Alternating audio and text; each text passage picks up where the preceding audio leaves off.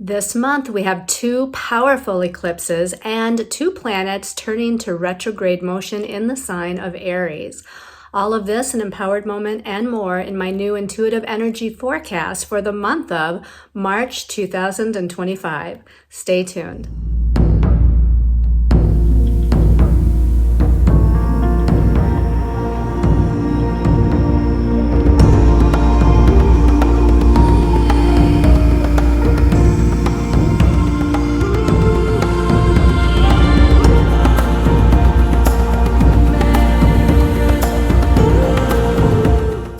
Hello everyone, this is Colleen Lemma, starseed astrologer and spiritual messenger from Sacred Soul Empowerment, here to do your monthly intuitive energy forecast. For this month, we'll be using the Syrian Starseed Tarot by Patricia Corey and Alyssa Bartha. This will be the main message for everyone. And your special message card this month, depending on your stone of choice, is going to be coming from the Gateway of Light Activation Deck by Kyle Gray. So before we get into looking at your stones of choice or talking about the energies of this month of March, let's go ahead and all close our eyes, settle in, relax our bodies, take a deep breath and clear your mind. Let's do an empowered moment. So as you're sitting with your legs and arms uncrossed so that the energy flows freely, let's take in a couple of deep breaths, paying attention to our breath as we breathe in and exhale out. Relaxing your body, mind, and soul with each inhale and exhale.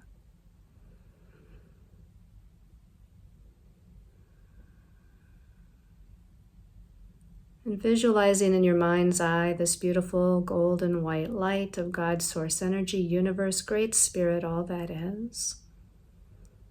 This is the golden white light of unconditional love, healing, balance, protection, guidance, assistance. Let's take in a deep conscious breath and breathe in that golden white light into every cell of your body. And as you exhale, letting your body relax even more. And this month is going to be a powerful month of energy shifting and realignment. So let's focus our attention and intention on grounding our energies, balancing our energies, staying centered within ourselves as things move and redirect and shift. So imagine, if you will, that golden white light that's all around you as it expands out from your physical and etheric body, just expanding out your aura, expanding out that sense of empowerment from within. That external golden white light is Source God, but it's also you. It's an aspect of you, a part of you. You're a part of it, and it's a part of you. And see this golden white light again as an extension of your auric field. And that as you breathe in and exhale out, your auric field expands out just a little bit more, allowing you to be just a little bit more protected, a little bit more connected to your higher soul self, and more deeply connected to universal energies. See or sense, feel, or just know that your aura is expanding. Your aura is activating higher energies.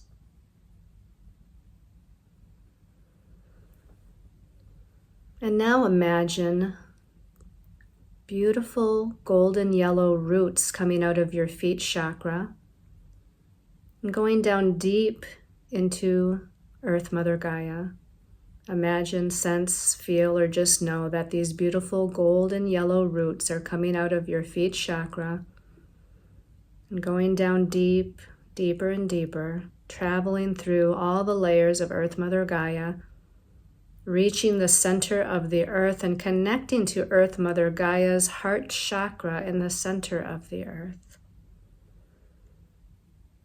Earth Mother Gaia lovingly reaches out to take those roots, your roots, plugging them into her nurturing, healing chakra, heart chakra in the center of the earth.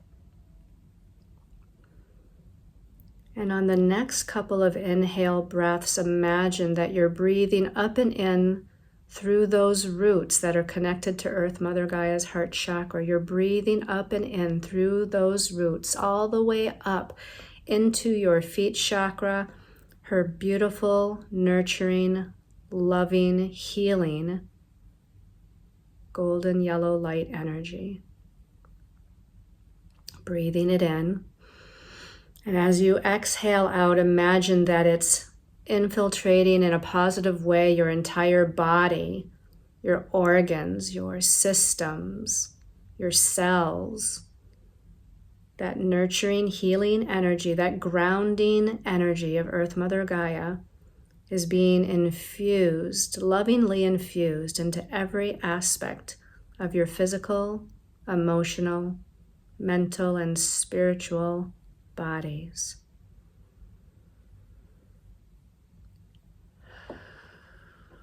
And taking one last deep, healing, cleansing, balancing, and grounding breath. And as you exhale and when you feel ready, you can open your eyes and return to this time and place and space. Now let's go ahead and take a look at our stones of choice for this month. So I went into my stash, so to speak, and I found 3 crystals that wanted to be a part of the March energy reading. And I have to say, I do research on these stones to see what do they want me to share about each stone. And once I get started, I just research, and I end up going down this little bit of a rabbit hole, and it's more and more and more energy. And so I tried to keep it in a somewhat condensed form for the sake of this video and the length of it.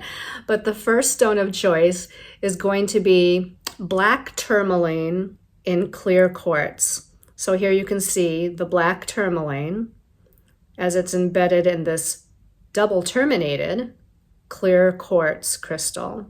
Actually, it's kind of a milky quartz crystal, this one, right? So the black tourmaline in quartz, it helps to provide grounding protection, balance, and healing. It protects the wearer from negative thoughts and emotions. It is thought to provide a balancing of the yin and yang energies and release negative patterns.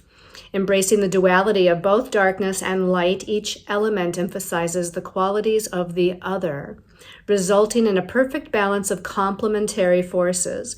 Black tourmaline's purifying and grounding effects are amplified by the power of clear quartz to establish a harmonious flow of energy throughout the body. This stone will eliminate crystallized patterns which are or may have been destructive in one's own life and releases tension at any level. Psychologically, this helps to integrate and heal the shadow energies, alleviating self-sabotage. So this was black tourmaline and quartz. All right, let's look at the second stone of choice here. And the second stone of choice, this is bloodstone. And the bloodstone is a very dark, kind of mossy forest green color and often has red speckles in it. This one has a great big corner of it that is this bloodstone red color. There is some other speckles of red in there, but it's hard to see in this camera. But bloodstone is believed to have many metaphysical properties, including protection, grounding, and creativity. Bloodstone is thought to protect against negative energy, psychic attacks, lower vibrational spirit energies. It is said to help overcome geopathic or electromagnetic stress. So that's like stress, solar flares, solar storms, computer technology, etc., that kind of thing. Bloodstone is believed to ground spiritual energy into the physical realm. It's considered a stone of courage and purification. It's believed to enhance analytical thinking and facilitate logical decision making. It helps to weigh all options and choose the best course of action. Energies of life and birth, vitality and strength, passion and courage. And as a talisman, it is both mystical and magical, and its virtues are protective and nurturing. All right. Yes, I do have a little bit more than usual on these particular stones today, right? The last stone of choice, this is called hematoid quartz. And so, we know what quartz looks like, right? Just like that first one was black tourmaline in quartz, and sometimes quartz is milky white, sometimes it's more clear, sometimes it's pointed, or sometimes it's in a cluster. But this is hematoid quartz, and you can see that there's red here, and that's the hematoid part of the quartz. So this is an exceptional stone for grounding energies. Protects against spiritual attacks, helps to ground excess energies that may cause you to feel off balance or anxious. It encourages optimism and energizes the physical body. Hematoid quartz helps with the understanding of self, promotes the spiritual growth and higher awareness of one's beingness, strengthens the mind, the body, and spirit connection. It assists not only in removing negativity, but also in transforming and transmuting this energy into tranquility, clarity, and positive universal light. Again, it balances the body, mind, and spirit. So all three of these stones of choice for the month are grounding in a sense. And I chose them specifically for their grounding properties because this month we have 2 eclipses going on. So we may need a little extra grounding. But again, your stones of choice are the black tourmaline and the double terminated quartz. And the second stone of choice is the bloodstone. Oh, you can see that red a little bit more vibrantly back here. And then the third stone of choice is the hematoid quartz. All right, so let me just resituate here so I can make some more room for myself. So we're going to talk about the numerology vibration for the month of March. That's where we always start with the monthly, right? So if we take the universal year energy for 2025, when we add those numbers together, it's a 9. We're in a 9 universal year, a year of completion, closure, endings, completing old patterns, letting go, surrendering, faith, trust. All of those are energies for the collective for this year, which makes March, the third month, a 12 vibration, because we take that 9 energy of the universal year, we add it to the number 3, which March is the third month, we get the number 12. Now 12 is not a master number or a karmic number, but in numerology, we do see the number 12 as being a number of a cycle of completion. And I found that to be rather interesting because of these eclipses that we have this month that we'll talk about in more detail a little bit later. But, the first eclipse especially is a Virgo eclipse where the moon is in Virgo and the sun is in Pisces, that last sign of the zodiac. And that last sign of the zodiac, Pisces, is bringing in a completion phase. And with that energy of the eclipse, it's going to be enhanced. And so, again, this month of March is a 12 vibration. So this is about a cycle of completion. Also, the number 12 in numerology is about learning to shift your perspective, your perceptions, and your belief systems to look at things from a different or higher perspective. So that's a lot of what this month of March is involved with. Now, also we want to look at that reduced vibration of the number 3 because 1 plus 2 in the 12 equals 3. And the three is a number of growth and expansion. It can deal with abundance and prosperity and new opportunities and creative self-expression. So all of those things are highlighted as well. But the number 3 is also about all forms of communication, speaking, teaching, writing, researching, understanding things. And it's again about our belief systems and perspectives.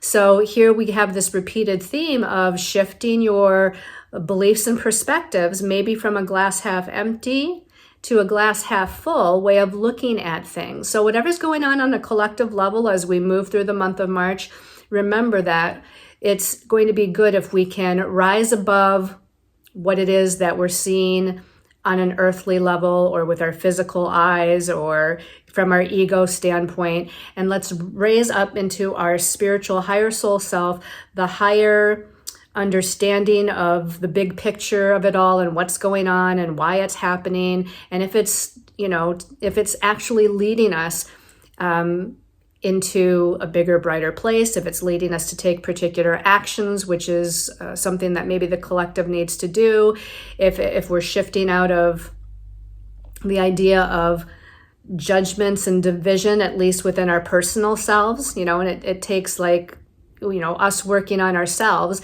and then it being a domino effect, in a sense, into the rest of humanity and the collective in order to shift things on a larger level. But again, that number 3 is all about expansion and things that are happening as far as the big picture of it all. Now let's go back to the number 12, which is what the month of March adds up to. So we do want to look at Major Arcana 12, as I always like to do, right? And Major Arcana 12, and this is the Syrian Starseed Tarot, it's called Hanging Man. Now, this is the Hanged Man in the traditional tarot. So what is the Hanged Man about? What is Hanging Man about here? This is about, again, turning yourself upside down, metaphorically speaking. Maybe you feel turned upside down because of whatever's going on around you on the collective level, or maybe even whatever's going on in your personal life. You feel turned upside down, a little bit, chaotic and confused. But because we're upside down, so to speak, again, metaphorically, we're looking at things from a different perspective, right? Instead of being this person who's right side up in this prayer yoga sort of stance with the crown chakra lit up, they're actually hanging upside down. This particular person is hanging upside down within a pendulum, which is interesting. Normally, in the traditional Hanged Man, usually they're hanging upside down by one foot being propped over a branch of a tree, okay? And so they're in a mode of surrender. They're in a mode of stillness. They're in a mode of needing to have faith and trust because maybe they can't easily remove themselves from that branch of that tree to get right side up again or to see things, with total clarity. Now, again, this person's crown chakra is lit up. So we're starting to attain more clarity by looking at things from a different or higher perspective. And I say higher because even though this person is turned upside down, his crown chakra is lit up. So claircognizance, clear understanding, clear thinking, revelations coming in through the crown chakra here. I like that this Hanging Man in this deck is within a crystal pendulum. This crystal pendulum looks to be of a smoky quartz nature, right? It's quartz, which is a magnifier and intensifier of crown chakra energies. But the smoky quartz actually is also grounding. So we have now both the grounding of the root chakra that is needed in this month of March, and we have the expansion and magnification of the crown chakra, higher wisdom and knowledge that's coming in at the same time. But again, with the Hanged Man, you have to surrender. This is going to be a month of surrender and, again, being in stillness. This person within the pendulum is in a state of stillness. And you might think that with a full moon lunar eclipse and a new moon solar eclipse, both in this month of March, you might think that things are going to be rocking and rolling and shaking. I think that we're going to need to wait until April before we see the rocking, rolling, shaking, changing, transition energies. It doesn't mean that nothing's going to happen this month, but I think more is going to happen in April and maybe even going into May. And part of that is because of the two planets that we have moving into retrograde motion too, which we'll talk about, Mercury and Venus. So between those two retrograde planets, which are kind of slowing down and internalizing the energies, and with the fact that we have two eclipses, normally eclipses last, quite a few weeks, not just for that 2 weeks of the full moon or not just that 2 weeks of the new moon cycle. We're talking about weeks out and changes unfolding in the weeks to come. And usually you can liken this to let's say it's a great big wave crashing on the shore, right? Usually, let's use the idea of a tsunami. When the tsunami crashes on the shore, yes, there's things that transpire when that wave hits the shoreline. But you see most of what's occurred from that wave or that tsunami hitting the shoreline after it's retracted its energies and it goes back out to the sea and it subsides. Then you see what all has been affected by that tsunami wave.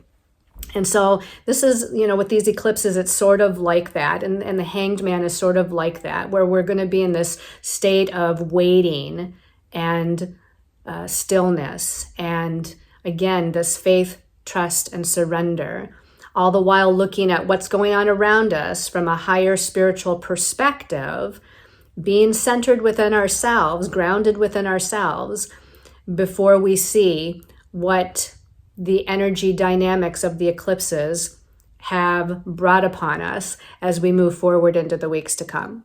All right, so that's a little bit about the numerology and the tarot. Let's go ahead and take a look at the highlights astrologically for this month.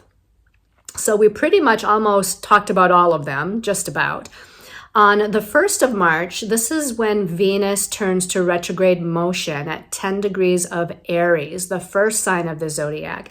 Venus is about love and relationships and connection to other people, and it can be about blessings, and it's about money and finances and values and what we value and who we value and how we value ourselves. When a planet turns retrograde, it internalizes the energy, right? She's been in Aries for just a few days now, slowing down in Aries. And Aries is get up and go, initiation. Let's make a move. Let's take an action in these areas of life that Venus rules. But because she's been slowing down and now she's turning retrograde on the 1st of March, it's internalizing this energy and giving us a chance to reorganize our energies, thoughts, ideas, perceptions regarding love, relationships, money, finances, self-value, self-worth. And she's going to be in Aries a really long time because of this retrograde motion. She's actually going to dip back into Pisces. That happens a little bit later in this month. We'll give you that date in a little bit. But by the time she retrogrades back into Pisces, turns back to direct motion, finally goes back into Aries, and then ends her transit in Aries, it's going to be June. So we've got, some ebb and flow time periods here where Venus is in this initiating energy, planting new seeds energy, new beginnings energy of Aries. But again, going back into Pisces, there's still some things to complete. There's still some loose ends to tie up. There's still some karmic patterns regarding love, relationships, money, finances, values that we need to still take a look at and heal. And this is one of the reasons why Venus is, in a metaphysical sense, turning to retrograde motion, so that we have time to continue to do that healing work that we need to. Now, on the 3rd of March, we have Mercury, the planet of communication, rules the mental realm, thoughts, ideas, perceptions, all forms of communication, information, and logic. Mercury is moving into Aries on the 3rd of March.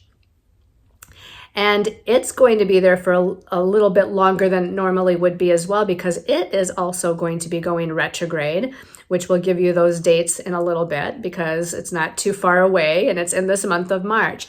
But again, Mercury in Aries, right? Aries initiation, the new beginnings, the fresh starts. So here we're on the precipice of wanting these fresh starts and these new beginnings and the planting of new seeds in regards to our ideas and our thoughts and our communications and collaborations with one another, and in love and relationships and with financial projects, things like that. But they're both going to go retrograde. And we, which we already spoke of, Venus already turning retrograde on the 1st. So Mercury goes into Aries on the 3rd. And then on the 13th of March, we have a full moon lunar eclipse at 23 degrees of Virgo. So when the moon is in Virgo and a full moon, that means the sun is in the opposite sign of the zodiac. The sun is in Pisces. Again, reiterating, Pisces is the last sign of the zodiac. And because this is a full moon, this is bringing in the idea of completion and closure and healing and letting go and surrendering, letting go of energies that we no longer need to carry, according to the sign of the zodiac that it's in. And because it's in Pisces, this can bring about letting go of old patterns and energies, physically, emotionally, mentally, and spiritually, that connect us to past lives, other times, other places that we've lived, because Pisces does rule those other realms that we've lived in, those other times that we've lived in. Now, because this is Virgo, as far as where the moon is, Virgo brings in more of a earthiness to it, a practicality, a groundedness, because Virgo is an earth sign.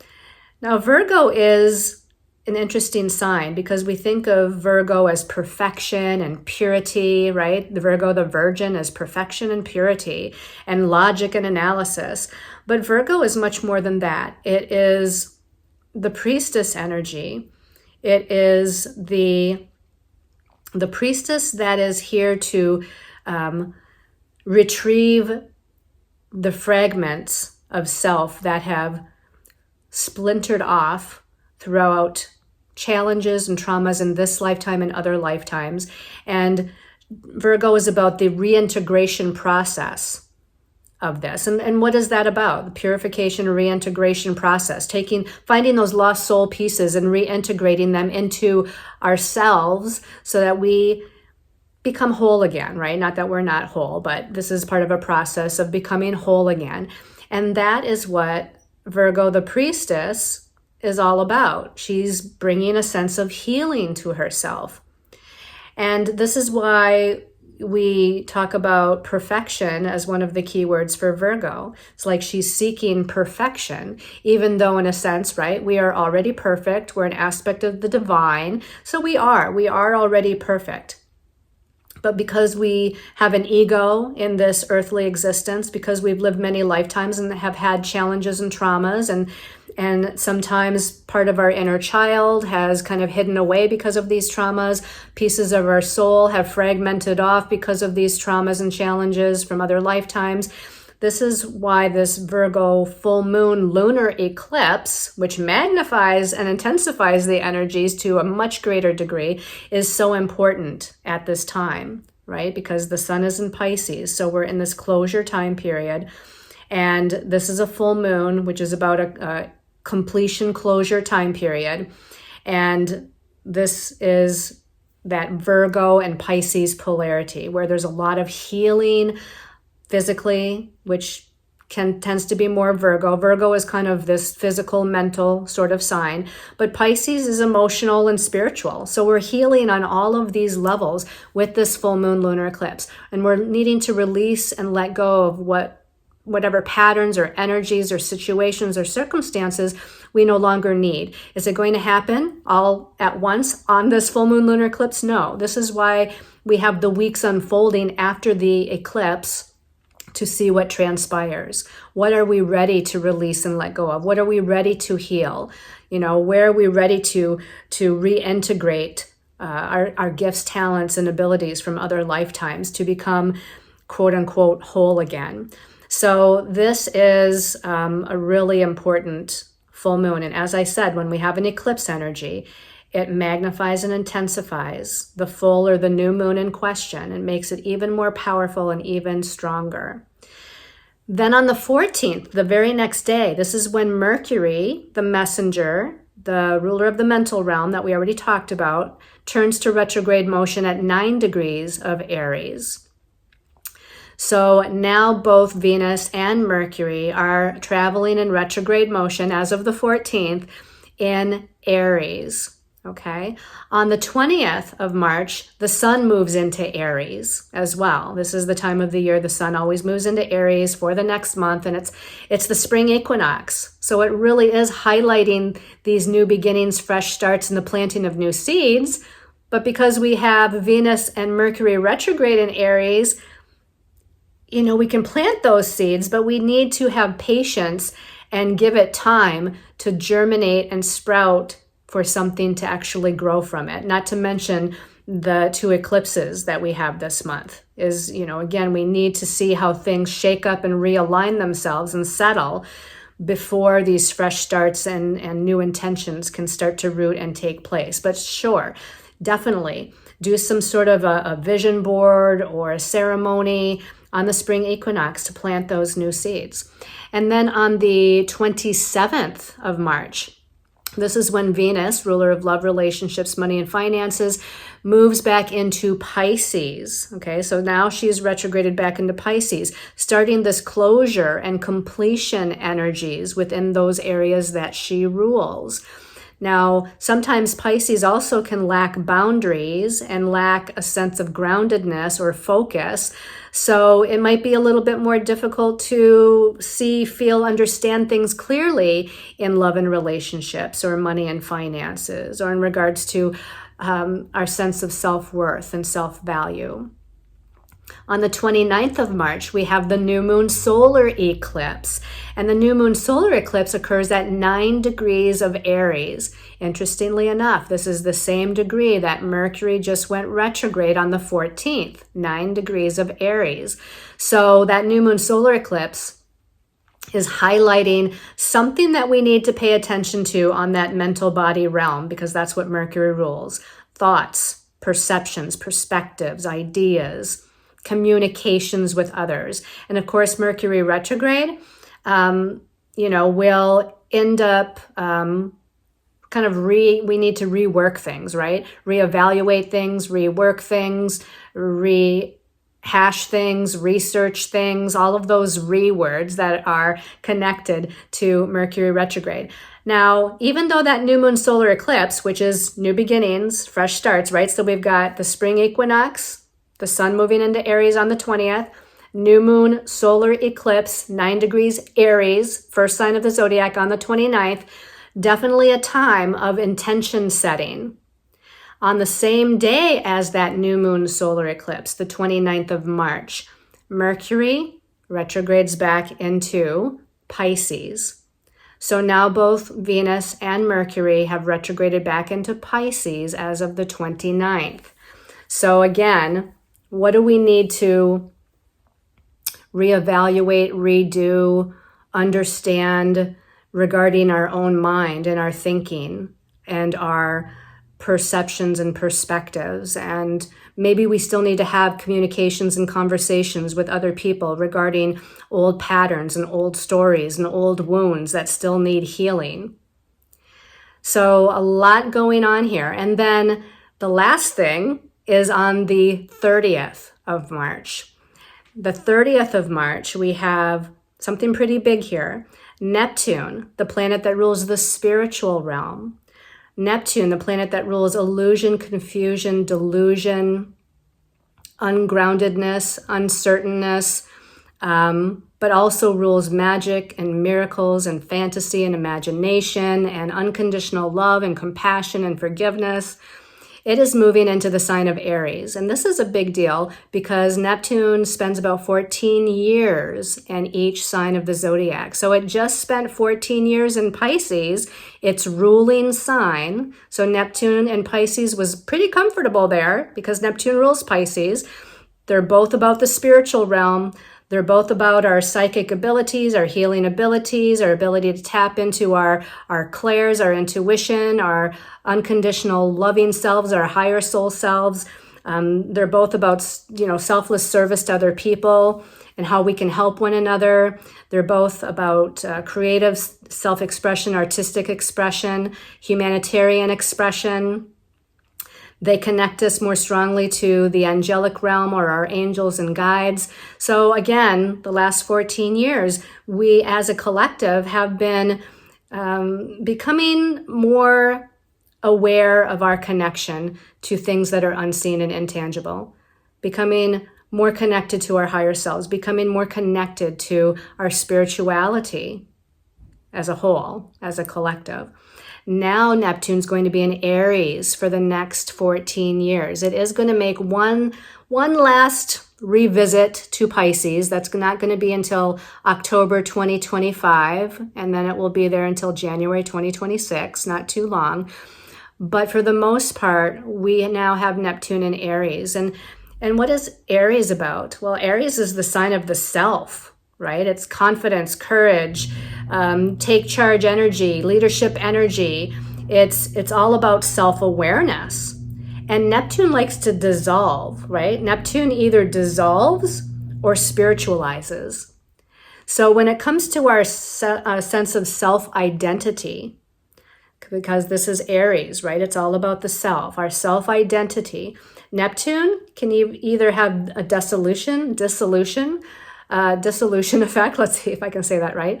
Dissolution effect, where we're dazed and confused about who we are, feeling less grounded maybe within ourselves, or it can help to spiritualize our connection to ourselves. And it's going to depend on where we're at in our evolution and growth, in our consciousness. And, it remains to be seen. There's a whole lot of other things that Neptune in Aries it can be about and is about. And I may actually be doing a lecture on Neptune in Aries, which even if you don't know astrology, you could still benefit from the understanding of what we might look forward to as a collective of humanity with Neptune going into Aries. And if that's something that maybe intrigues you or interests you, I do have a meetup page, meetup.com, and look up Sacred Soul Empowerment, which is my meetup page. You'll see the whole list of everything that I've got going on and doing. And I don't know if by the time we publish this, if it'll be on there or not. Probably should be by then. But if it's not, keep kind of checking if you want to maybe hear that lecture about Neptune and Aries. Anyway, that is it for the astrology. Let's go ahead and take a look at the messages from our angels and guides. So the first card that came up for the month of March is Major Arcana 5. And Major Arcana 5 in the traditional tarot is the Hierophant. The Hierophant is usually about seeking spiritual advice or guidance from outside of ourselves, from like a priest, a rabbi, a minister, or it could be another authority figure like a doctor, a lawyer, somebody that has more information than us, that is an authority on whatever it is that they are sharing information and guidance on. I like that in the Syrian Starseed Tarot, we've got this card being called Guidance. And instead of a priest or a rabbi being on the card, and like in the traditional tarot, we've got a Buddha, right? A statue of a Buddha or a Buddha figure here. And this is telling us that we need to seek the answers within ourselves, right? We need to seek that inner guidance within ourselves. We need to connect with our higher soul selves, our angels and guides, the spiritual realm, and our higher selves more. And seek, again, those answers within yourself. Be still. Remember how I talked about this being the 12th vibration for the month of March, and the 12th major arcana is the Hanged Man, and how that is about stillness, right? There's a period of stillness. So here we've got this card, traditionally the Hierophant, but in this deck called Guidance, that is about stillness. You can see this Buddha is in a place of stillness, a place of meditation, a place of self-reflection. There's a Sphinx energy that is above the crown chakra of the Buddha. And so again, this higher wisdom and knowledge, this higher guidance, this could be about our ancestors, right? Our cultural ancestors, our starseed ancestors, even those ancestors within our family lineage that have passed on. So there's ancestors of the highest vibration of light that are assisting us through bringing us this higher wisdom and knowledge in through our crown chakra as we're in a place of stillness in order to receive it, hear it, understand it, integrate it. And this is going to assist us with finding the inner answers, the inner guidance that we're seeking on how to move forward, or divine timing of when to move forward, what we need to do next, how long we need to be in a place of stillness before taking action, etc., etc. So I love that this card came out as one of the cards for March. So the next card, this is Major Arcana 7. And this is called the Chariot. It is in the traditional tarot as well. And normally the Chariot has a chariot and a charioteer within the chariot, and it usually has two horses. One horse pulling off in one direction, the other horse kind of pulling off in the other direction. This one has 5 horses. 2 pulling off in one direction, 2 pulling off in another. But the 5th horse, the middle horse, is in a forward motion kind of focus or stance, if you will.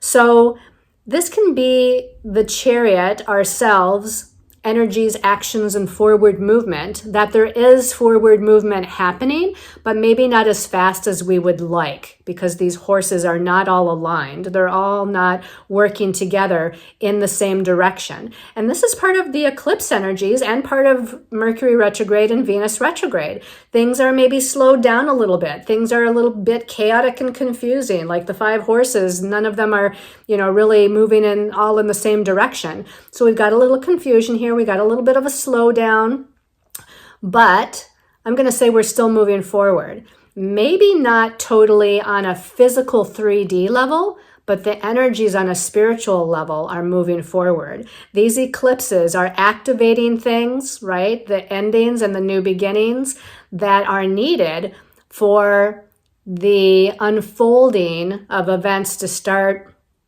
being more seen and manifested in April and into May.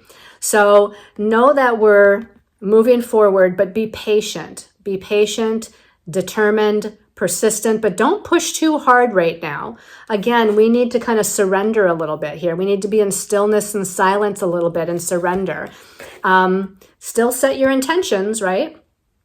Still, take actions when you feel guided to take an action. So there are things happening, but I feel like this is partially about a spiritual realignment before we're able to move forward, and just a little bit of, again, this chaos and confusion and a feeling maybe slowed down in that mode of surrender a little bit. All right, and then the last card, the last message here. And yes, before I pulled this out for the beginning part of this reading, I always shuffle the deck to pull the cards that are going to be needed for the month. This card was, in fact, and it's not always the case, but this card that rules the month of March numerologically from a tarot perspective is also a card that came up in March for the reading, the Hanging Man. Okay, so we already said a lot about the Hanging Man when we talked about it earlier, as far as the numerology perspective and the tarot perspective earlier. So again, we're in a state of surrender, stillness, trust, faith, looking at things from a different perspective, a higher perspective. We're waiting to see what happens. Energies are being magnified. We're needing to magnify into the crown chakra with this quartz pendulum, right? To receive the higher wisdom, knowledge, and guidance. But we also, with the smoky part of that pendulum, because it's a smoky quartz, we're needing to ground our energies, stay grounded, stay balanced, stay centered, as the eclipses are setting off a whole bunch of energies right now. So powerful month, because we have 3 major arcanas. Again, we have that guidance card, and then we've got the Chariot card, and then again, we've got the Hanging Man card. So let's go ahead and see what messages you received. Oh, I almost had to cough there. What special message card you received, depending on your stone of choice. So that first stone of choice was the black tourmaline in the milky quartz. Okay, black tourmaline in milky quartz. Special message for the month of March for black tourmaline quartz people. Okay, I'm going to close my eyes again to make sure something pops out. Black tourmaline in quartz. This one. This one's calling my attention. Soul star activation. Love soul star activation. The soul star chakra is above your crown chakra, right? The crown chakra is just above the top of your head. The soul star chakra tends to be some inches above that. And that's what connects us to our higher soul self, which then connects us to universal source God creation, right? It says at the bottom, soul star activation, fulfilling soul contracts and remembering who you are. Well, that can really have some meanings here, right? Fulfilling soul contracts.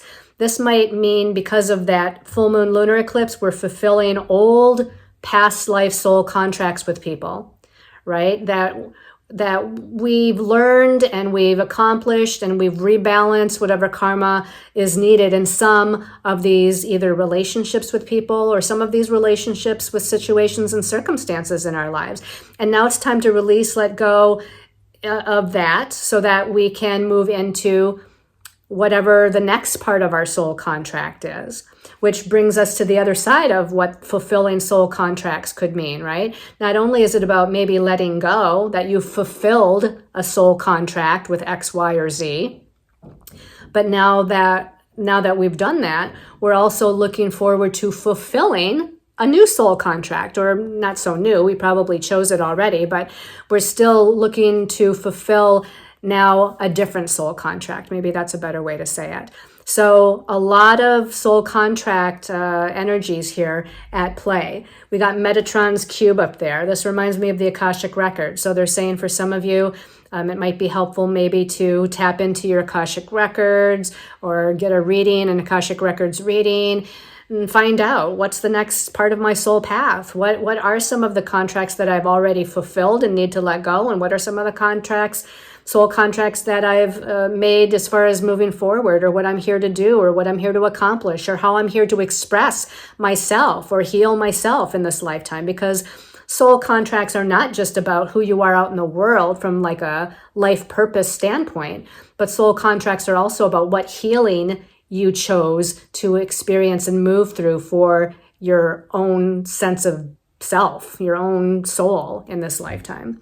Remembering who you are, remembering those gifts, talents, and abilities from other lifetimes, remembering the sacredness of your soul, remembering that you are an infinite aspect of the divine creator, remembering that you are interconnected with all souls of humanity, and all souls on a galactic level even, right? Not just the ones here on Earth, but we're all interconnected. It's all this whole story that we're going through. We're all kind of interconnected and moving through this in our own personal journey way, with whatever it is that we're supposed to heal, do, accomplish, assist with, and whatnot. But we need to remember our sense of true, authentic sacredness. So that's what the message is for you all here. All right, let's go ahead and put that back in the deck. And the second stone of choice was the Bloodstone. So special message for Bloodstone people for the month of March. Special message for Bloodstone people for the month of March. This one's calling my attention. Sirius star blessings. Oh, I love this. So the Sirius star system, this is like my home planet place, my home star system. So it says at the bottom, yes. That's a great way to start something, right? Yes. Proceed, be seen, push through. Okay, so we've got the great star Sirius back here, this wonderful star of blessings and opportunities and expansions and higher vibrational energies, magnification of the truth of your soul and your authentic self.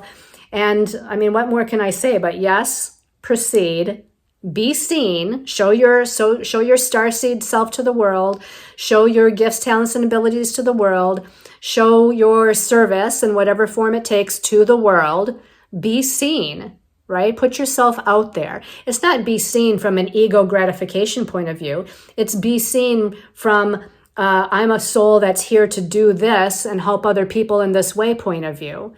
And how else are you going to reach those people unless you put yourself out there? And then the last phrase says push through.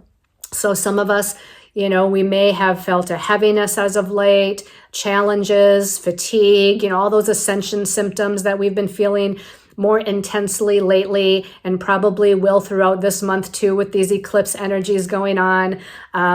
So we need to push through whatever this time is all about for us on a personal level, on a collective level. whatever's going on. Stay consistent, persistent, determined. Know that you're going to succeed. Know that you're here for a reason. Know that everything's occurring in divine timing. The divine plan is unfolding for you. Divine assistance will be shown to you if you ask for help from your angels and guides. And then surrender, right? Going back to that surrender. Surrender, look at things from a different perspective, watch for synchronicities, be open to the guidance that you're receiving. Be open to this guidance from the higher realms. But this is a wonderful card that blessings are coming in to light the way and show you the way, basically. So yes, proceed. All right, let's put that back in the deck. The last stone of choice is the hematoid quartz. Oh, take a deep breath here. Hematoid quartz, people, special message for the month of March. Hematoid quartz, people.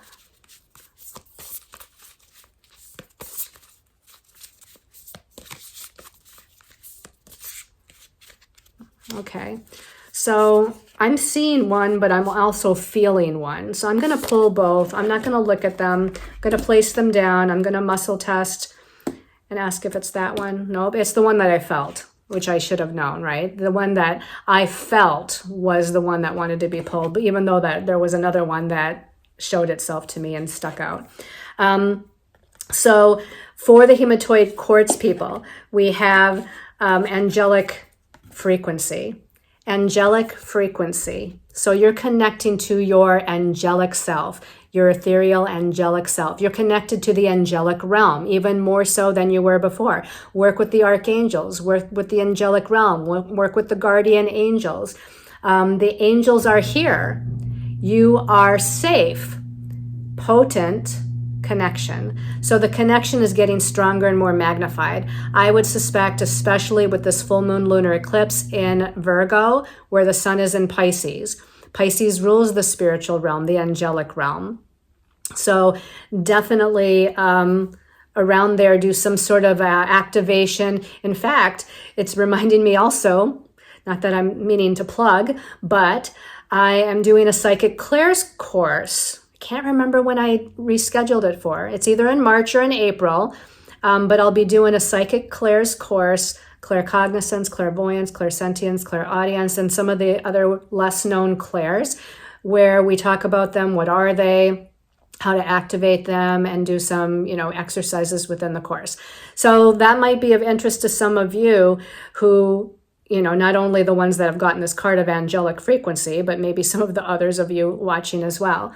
So the angels are here. You are safe. There's a potent connection going on. I feel like they're saying things are ramping up on the planet. I mean, obviously we know this, right? Things are ramping up on the planet. So the assistance and guidance and healing of the angelic realm is also ramping up and becoming more activated, more sought after. Not that it's more given, because they've always given it to us, but I think that because things are ramping up on an earthly kind of level with changes and redirections and challenges and whatnot, the angelic realm is also ramping up their assistance, basically.